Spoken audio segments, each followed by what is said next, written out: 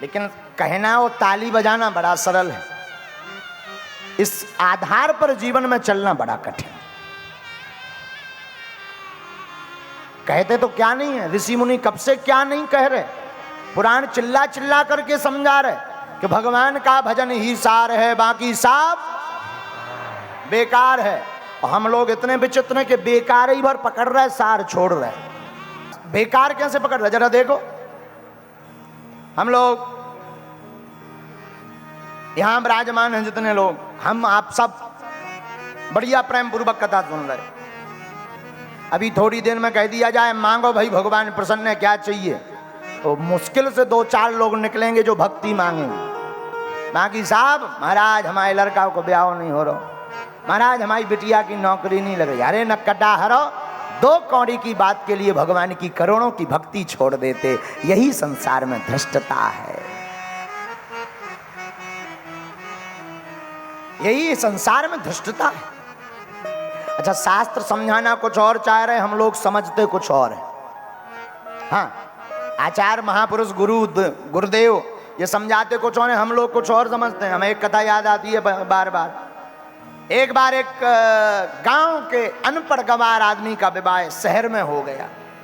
पढ़ी लिखी औरत मिल गई, पढ़ी लिखी लोग आई। हाँ, अब होगा सो होगा, क्या कर, अब हो सका दिल्ली में भाव। अब पढ़ी लिखी औरत के साथ विवाह, ये गांव का अनपढ़ अंगूठा छाप। तो क्या हुआ कि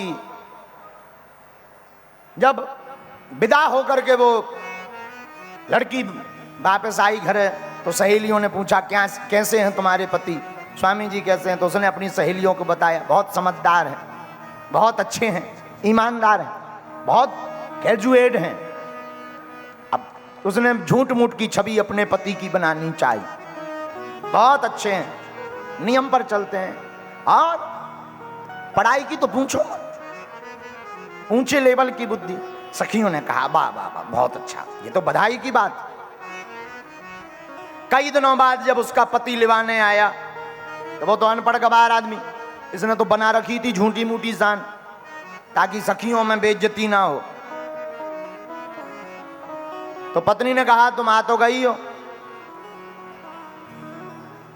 पुराना जमाना, पुराने जमाने की बात, कहां बाहर बैठकर भोजन करोगे, दिन भर के थके हो, पैदल चलकर आए हो इतने दूर, यहीं चूल्हे के पास बैठ जाओ, यहीं हम बना देते हैं, यहीं आप पालो। तो पति ने भी कहा बात भी ठीक है। अच्छा, गांव की पूरी तो 40-42 नंबर की बना, पूरी यानी पूरी, और शहरन की इतनी सी बनती, एक जगह एक बेधरो सो स्वाह। हाँ बोलो सीताराम, जोर से बोलो।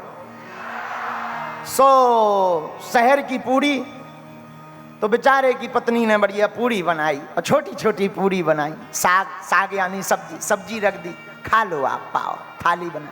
सखियां आ गई गांव की, आहा, उसके पति आए हैं तो सब चिढ़ाने के लिए, जीजा जी आ गए, जीजा जी आ गए, सब चिढ़ाने के लिए आ गई सखियां। अब इसने सोचा कि पूरी तो इतनी हल्की है कि तोड़ने की जरूरत ही नहीं है, सो ये पूरी उठाए, उसके ऊपर साग रखे, वो सीधो खा जाए। एक बेर में एक पूरी सटर कटर। अब पत्नी को बड़ो दिमाग खराब, सखियां सब ऊपर हो, मुंह टेढ़ा टेढ़ा करके हंसे। तो उस पत्नी को इसकी बड़ा बुरा लगे कि हमने तो इनकी इज्जत बनाई थी, झूठी मूठी छवि बनाई थी, ये तो पूरी नाक कटवाए दे रहे। तो बेचारी ने इशारा करके कहा 1 की 2 तो कर जाओ, तू 1 की 2 तो कर जाओ। पति को लगा कि पत्नी समझदार ज्यादा है, ये कह रही कि तुम दिन भर के थके आए, 1-1 में पेट जल्दी नहीं भरेगा, 2-2 खाओ।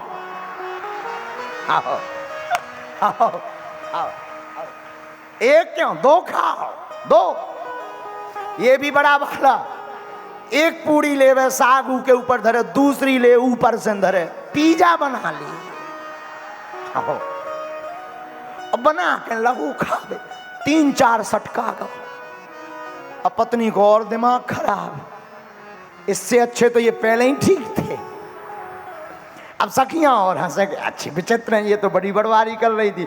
सखियां और हंसे, तो पत्नी को इतना दिमाग खराब के लगी माँ तो ठोक दे, कहां से इन पे कह रही, इससे अच्छा तो पहले ही ठीक थे।